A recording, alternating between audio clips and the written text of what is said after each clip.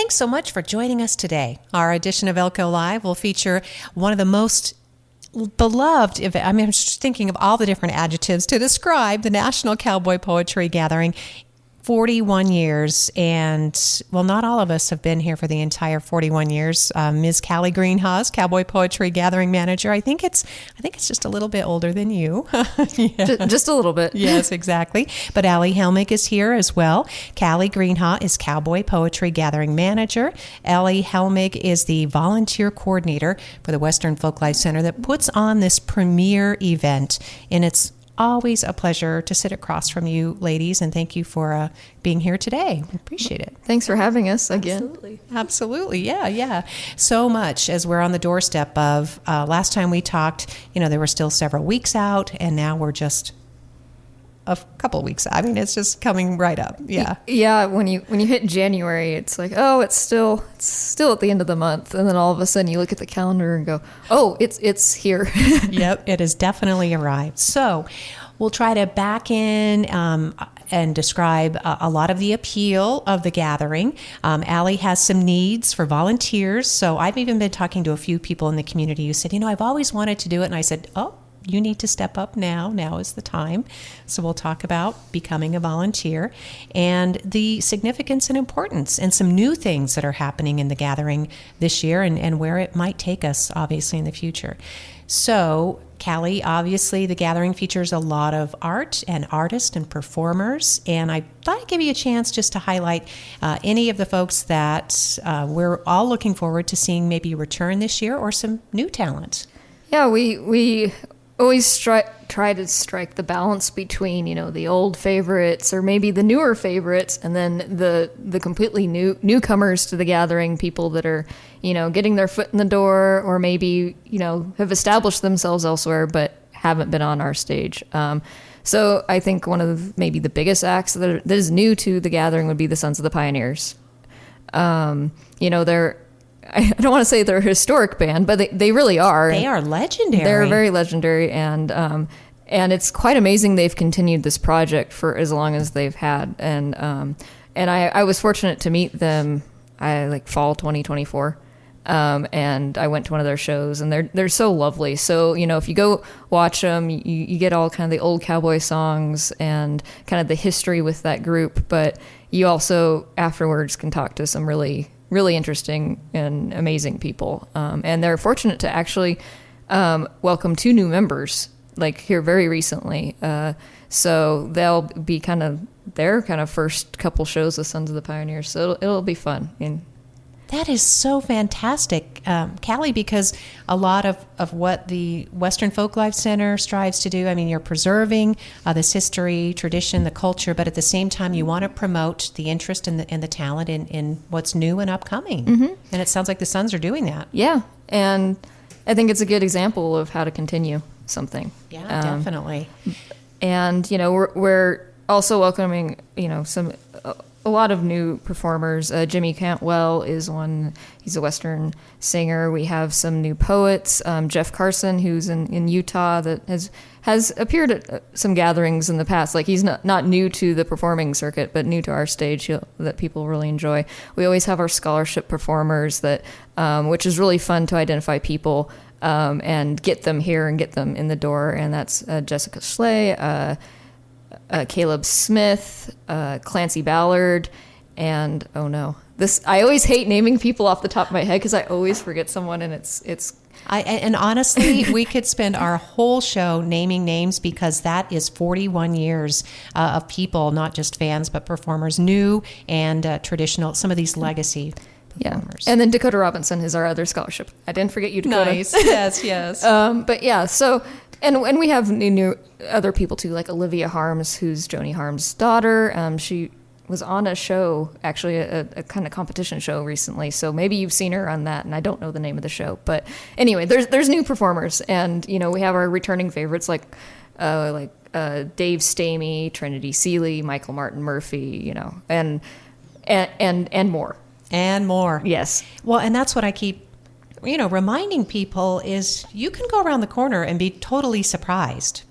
Sometimes people come here, they're interested in the gathering, They appreciate, just like Bing Crosby did, the fact that we can treat people that are even some celebrity status normally, you know? Oh, yeah. I mean, I always tell people that are new to the gathering, go to the Pioneer Saloon. Like, if you don't know what to do and you're not buying a pass or whatever, just go to the Pioneer Saloon and take in the atmosphere at night, because you will see performers sitting in there having a drink or just visiting. And Elko is one of the few places of festivals that I've experienced where you can actually just walk up and talk to the performers. Like, bigger festivals, usually they're behind security barriers and they have security teams and all that. And our performers are a lot more down to earth. And, we just kind of believe in the power of maybe a good conversation and just, showing your appreciation to someone and just having a normal conversation. Callie Greenhaw is having our normal conversation today with the Cowboy Poetry Gathering right around the corner, 41st National, that opens January 24th through the 31st. So it's 6 days. Well, in fact, I know you have a braiding workshop that starts on that Sunday. So a lot of things really start heating up. People are arriving. We'll be arriving certainly in that last couple of weeks of January. So we're going to find out from Allie some of the needs when we come back to talk to you, Callie. Let's talk about this amazing ranch musical. People in Elko, people love musicals. You find that people love musicals, or they're like not sure about musicals. This is a ranch musical, so we're going to talk about that. But first, Allie Helmig is our volunteer coordinator with the Folklife Center. Allie, welcome back, and thank you so much for all the heavy lifting you're doing.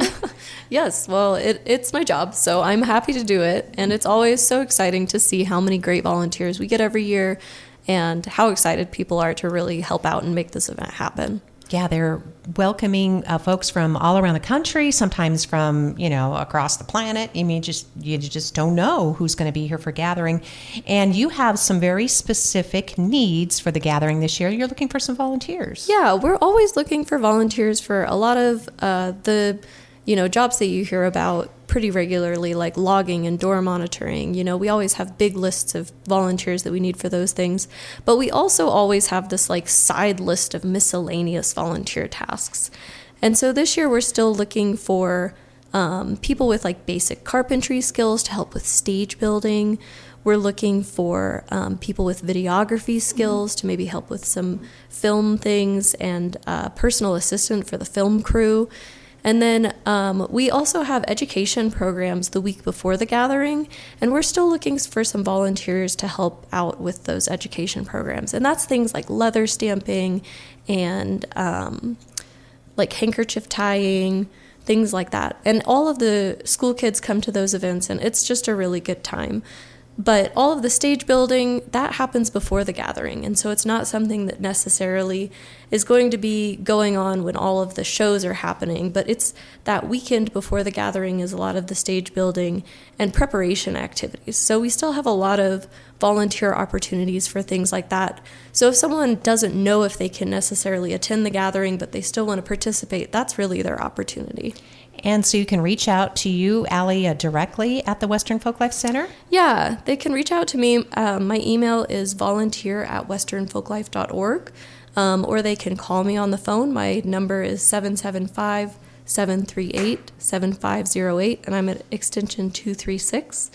Or they can always look at the Western Folklife Center website and get registered to volunteer on there, and I'll get those emails too.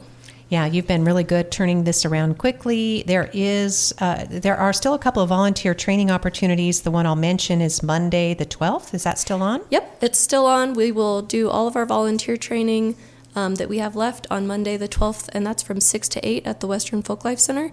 And then we also have a training on Wednesday the 21st, and it's also at 6 to 8 at the Western Folklife Center. And you just get to meet this great group of people, right, Allie? Oh, absolutely. And it's such a good opportunity to learn something new, to have some down-to-earth conversations with the artist, and really just enjoy the gathering in a different way than just an attendee does. Our guests today are here talking about the 41st National Cowboy Poetry Gathering right here in Elko. Callie Greenhaw, the Cowboy Poetry Gathering manager for the event. We were just talking with Allie Helmig, who's the volunteer coordinator there at the Western Folklife Center.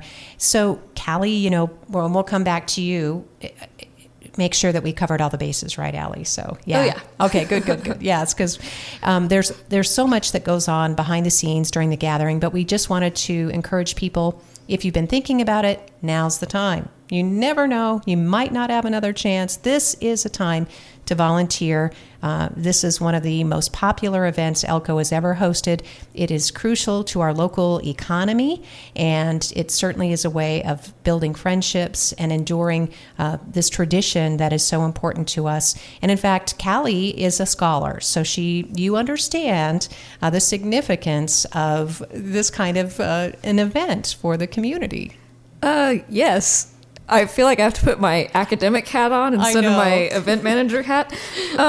Performance is really powerful in creating community, generating different feelings of like, I guess in this specific case, like performance is used as more like advocacy, advocating agricultural lifestyles. And, it's a way that people that aren't familiar or don't live next to ranching like we do here in Elko, of like how hard it is and how much work, how much money, how much time is spent working land. And when they come to this event, you see people from everywhere.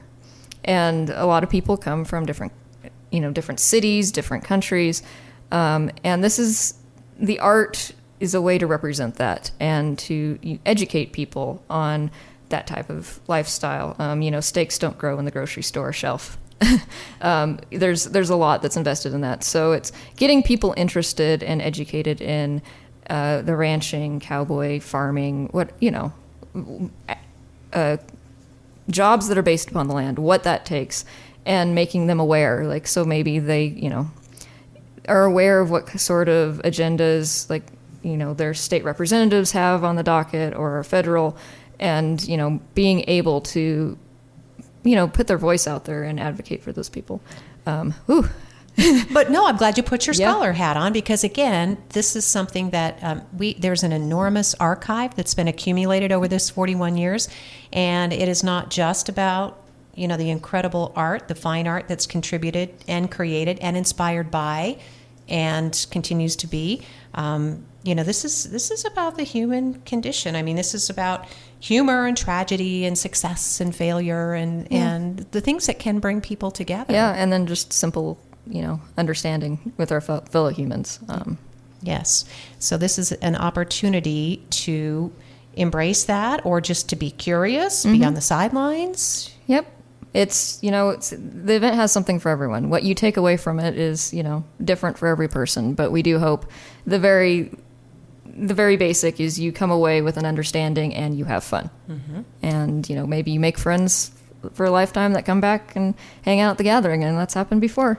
In fact, one of your creators, your crafters, Morgan Buckert, said that during her interview. She's a boot maker. She does the wearable art. In fact, we got to find out some things about Morgan, that her work is so stunning that sometimes people buy the boots and put them on shelves to look at them because they're incredible. Oh, we have a pair of Morgan's boots in the gallery for this year's exhibition. Oh, you do? Yeah. Great. Well, actually 2 pairs. And I can see why people put them on a shelf. I mean, they're very soft, but just the craftsmanship that went into them, like the intricacy and just the details and the thought that she put behind the boots, because each pair of boots tells a story, and it's based off of her and her sister collaborated on it, and it's based off of her childhood on the ranch they grew up on in Texas. So that has different scenes and landscapes from that, and and she goes into the conservation of the prairie and all this. So yeah, I do recommend you check out Morgan's boots, and there's actually a QR code on the exhibit label so you can actually read her essay, because there's no way that I could like succinctly and like summarize that in like 50 words. So yeah, there's a lot of craftsmanship with her boots, and you actually have an opportunity to learn from her at the gathering. She's doing a leather inlay workshop, and it's the technique behind building boots. So you'll make a pillow, so you'll take something away from you. They're not boots, but you can start like learning that technique and process. And if you're really interested, she does do workshops up in Sun Valley in her workshop. And she's such a friendly and engaging person. I think she really represents the future of this craft and crafting and the tradition, like you talked about. Yeah, she says she loves coming to Elko in that interview. That she loves to be here because she can relax and she meets other people, new people all the time, and that she laughs. Oh yes, Morgan is really fun to talk to. I've talked to her on the phone last year, and I met her very briefly in person, but I didn't get to actually spend a lot of time with her. But she's just such a warm and genuine person. And she actually does have a storytelling session during the week, too, with some other of her gear-making friends. So I think I heard that's also a kind of a hoot to go to. They have some really fun tales. So she has a whole nother lineup for us this year. And so, yeah, if you can't go to her workshop, check out her booths and go check out her storytelling session. I'm so glad you mentioned that, because creating, crafting, whether you're writing music, you're making, leather tooling, or you're doing silver work, she described it as it's a solitary endeavor for the most part. And so they get pent up. And then when they get a group together, they love telling these stories. Mm-hmm. Yeah. And I think, they all have something kind of in common, and they're off on their own, but then they can come together and have a commiserate, or joke about something, or just reflect. So and sometimes they're a fun group. Yeah, you need that laugh, you need that great group. And Morgan Buckert, so her workshop still available? Yes, it is still available. Good. Okay, so go online, westernfolklife.org, National Cowboy. I mean, it's so easy to find the website. Honestly, just Google it. Jump on her, Stop in our building if you're in town, Yes. and ask to talk to us about it, because we're happy to chat and we can help you out. Yeah, this is a good time. Head to the Western Folklife Center headquarters, the Pioneer Hotel. It's a big brick historic building there at the corner of 5th and Railroad Street. There's an amazing gift shop, so even if you're completely new to this idea, you can get lots of inspiration. There are books and music, and the beautiful created art, and lots of great unique gifts too inside the gift shop there. So we want to talk about the Ranch musical too, because that is something new and exciting, and it was filmed locally. Callie? Yeah, so Natalie Aramindia, she has been a volunteer on our dinner show for a couple of years. She's a photographer and filmmaker by trade, but she would come up and take photos of the dinner show, and while she was attending, she would obviously go to shows, because why would you just come up and not do anything else? And she met Kristen Harris and kind of fell in love with her music. And so she had this idea of filming a musical in Elko, because not only did she fall in love with, Kristen's music and the gathering, but she fell in love with Elko as well. And she spends time out on the Wright Ranch in Tuscarora. And so that's how that came to be. And so she got Kristen on board, she got me on board, and a bunch of other people. And during I think it was the summer, she came, or maybe it was the spring, I can't remember, came to Elko and filmed in a week. And we brought Kristen out, and so some of the scenes are filmed in our G3 theater at the Folklife Center, but also at Cowboy Joe, I think the Coldwell Banker on the corner of the street, and then out at the Wright Ranch in Tuscarora. And so, yeah, it's just this musical about this girl on a ranch, and the realities of having a ranch, the expenses and how are they going to survive. And I've only seen 30 minutes of a very rough cut, but I enjoyed it, and I can't wait to see the full length. I haven't seen anything more than that, so she's kind of kept me on the edge, waiting. But yeah, so it's premiering for the first time. Oh, good. Here okay. At the Gathering. Sorry, that's a little long-winded to get to the main point there, but you can see it throughout the week, but the big screening where Natalie and her crew and Kristen will be able to discuss the film afterwards is at the Northeastern Nevada Museum. And it's from 11 to 12:30 on that Saturday. And so you get to watch it, and then you get to talk to the crew, and then it looks like you're going to get a photo op with them too afterwards. Wow. And so, yeah, if you're interested in seeing Elko portrayed, or listening to musicals, or just seeing what's going on, Saturday is your day, because they have that, and then you can go watch Kristen perform at one of her shows, and then they're going to have a reception, an after party as well. So, and that'll be is that on the 31st or on the 24th? The 31st. Okay, that last Saturday. Yes, the last Saturday. Wow. The big big finale. They'll be premiering the Ranch musical, and I'm sure it's an authentic story told in a beautiful way with this amazing landscape that we all get to call home. Yeah, just seeing the photos that they took from the production, it's going to be really neat. Like if you want to appreciate the visuals itself. But yeah, I'm excited to see it, and there was a lot of local people involved, either as cast or just kind of consultants or help. So. How lucky for us that we get to be part of this experience, and again for 41 years, Callie. So it's something that you grew up in as a family tradition. You know, your parents have always supported it, but your grandfather was among the folks who found it, again, as an academic and a scholar, and it was important to him that these stories be told. You've been able to look at some of his research and papers. I mean, I don't think they fully understand that, again, it's an entertainment, there's performance, people have a good time, but there's also, as you said, this mission to create understanding. Mm-hmm. Yeah. So yeah, it's, like I said, there's something for everyone. If you're academic and you're really interested in that side of it, just casual, observer of things, or just you want to, or you like to go shopping. You want to go shopping, because Yeah. we do have a lot of good shopping opportunities. In fact, we have a farmer's market too. So if you want to support your local producers, on that Saturday there will be a farmer's market. Nice. So every year there's something new and different added, and it is in response to the community.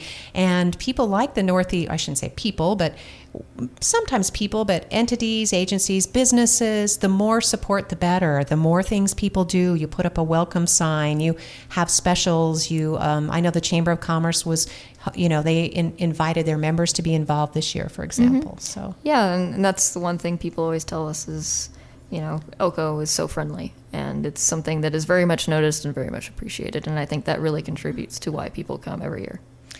Talking with Callie Greenhaw, she's the manager of the National Cowboy Poetry Gathering. And then, Allie, back to you. I think something that was really memorable from our last conversation was how, you talked about the Cowboy Poetry Gathering. It's not stuffy. It's not this old tradition. I mean, there are some beloved poems and songs, stories, the music that people hear that really evoke strong emotions of, childhood or their past. But there's also a lot of emerging talent. Absolutely. And I think that one of the things that I really love about the gathering that I keep telling Callie is that you have all of these people, and so often in our culture, especially, you're identified by your profession. And it's also an opportunity to really show that you're not just a rancher, that you are, a person who has a lot of skills and talents that can be shared with the community on the stage, and shared in such a special way. Well, and I think that is what's so remarkable, is that there can be this tenderness, there's poignancy. I remember the first time I heard, I think it was Waddy Mitchell actually doing a poem about, pulling a calf in a blizzard in March, something like that. And I've heard that poem. Yes, and it's just heart-wrenching, Absolutely. Because they care so. It's not just the business and the cost of the calf, and because we hear about that with predation and things, but they care. Absolutely. Yeah. And it's just such an eloquent way to listen and experience that care and that love for what they do and their love for the landscape. It's a really cool thing. Yeah. It's silly if people listening going, are they choking up over a poem about a calf in the blizzard? Yes, it's true. And if you haven't done it yet, you have to attend the gathering so that you can also choke up Yes. about a poem about a calf or a dog or a horse or whatever it may be. It's absolutely worth it. Oh, it's absolutely worth it. And just, again, being in the room with people who are literally opening up their heart, their talent, they're sharing something that, maybe they've held for a couple of generations on a ranch, a story that was handed down to them. This is an oral tradition as much as any of our beloved traditions of First People, people that, we have come to respect and love and admire for the quietness that they bring, and especially in times of unrest, right? I mean, when the country we really need to come together, this gathering could be really special for us. Yeah, it's just people from all different walks of life can find common understanding, and I think kind of the humanity in each other in places and times that might be challenging. Yes. People do tend to set aside any differences, and I haven't seen people bring those differences, honestly. There's just so much joy to be found, and other emotions that you can experience as well.